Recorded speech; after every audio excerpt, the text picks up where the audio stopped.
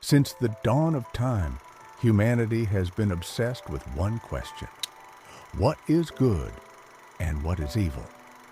From childhood, we are taught to divide the world into right and wrong, heroes and villains, light and dark.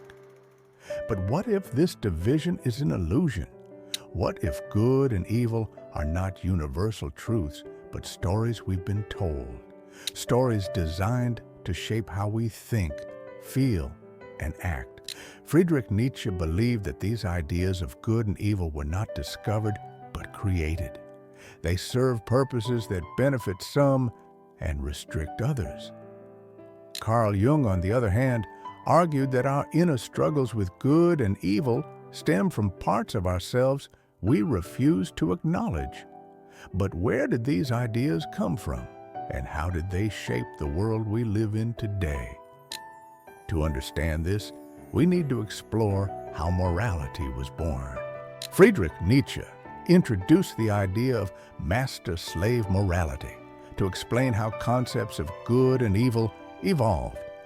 In ancient societies, the powerful, the warriors, rulers, and conquerors defined good as strength, pride, and ambition. They valued power, independence, and dominance. For them, weakness and humility were undesirable, but those who lacked power, the oppressed and marginalized, redefined these terms to protect themselves. They labeled traits like strength and ambition as evil and began to praise qualities like kindness, obedience, and humility as good. This shift, Nietzsche argued, wasn't about discovering moral truths. It was about survival. Over time, this new morality became deeply embedded in society, shaping laws, religions, and cultures. Nietzsche saw this moral shift as dangerous because it turned natural human instincts, like ambition, creativity, and desire, into sources of guilt and shame. He asked, why do we suppress our instincts? Are they truly evil, or are we simply afraid of our own power? Now, imagine how different our lives might be if we stopped labeling these desires as bad and started embracing them as essential parts of who we are. What if ambition, strength, and pride weren't flaws but tools for growth? Most of us grow up believing in universal rules of right and wrong, rules that apply to everyone, everywhere. But Nietzsche questioned this belief. He saw these rules as tools used by religions, governments, and societies to maintain control. Universal morality, he argued, wasn't created to help individuals grow.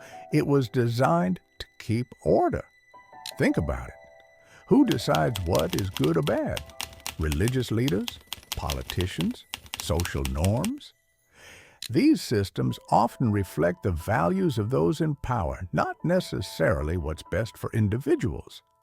Nietzsche warned that blindly following these rules limits our freedom and stifles our potential.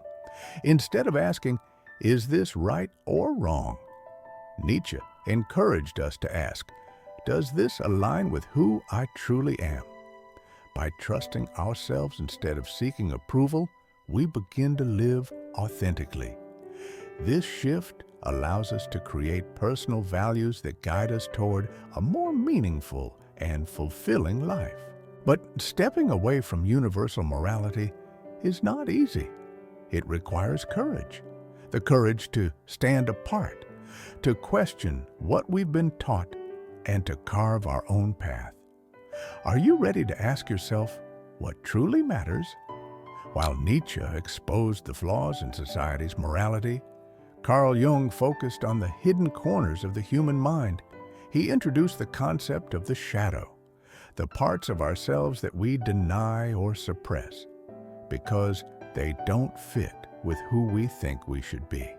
The shadow holds everything we've rejected: anger, jealousy, selfishness, but also positive traits like confidence, creativity, and ambition. These qualities get buried because society tells us they are wrong. Yet, ignoring the shadow doesn't make it disappear. In fact, it grows stronger and begins to control us from the background, influencing our choices, relationships, and emotions. Jung believed that true personal growth comes from facing the shadow. This doesn't mean giving in to our darker impulses, but recognizing that they are part of us. By acknowledging the shadow, we reclaim the energy we once used to suppress it. This energy can be transformed into creativity, strength, and self-awareness. Imagine what could happen if you stopped running from your shadow and started listening to it. What strengths might you discover? We all wear masks to fit into society. Carl Jung called this our persona. Our persona is the version of ourselves we show to the world, polite, agreeable, and acceptable.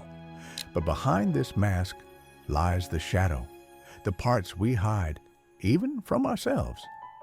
This inner conflict between who we are and who we pretend to be creates constant tension. This struggle doesn't stay internal. It shapes how we view others. Have you ever harshly judged someone only to later realize that what annoyed you about them is something you dislike in yourself? Jung called this projection. We criticize others for the very traits we refuse to confront within us.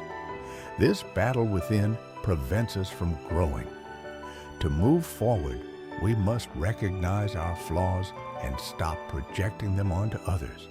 Only then can we live honestly, free from fear and judgment. Nietzsche believed that we must move beyond the concepts of good and evil. He introduced the idea of the superhuman, someone who rises above society's rules to create their own values. This isn't about selfishness, it's about taking full responsibility for our lives. To go beyond good and evil means to stop fearing judgment.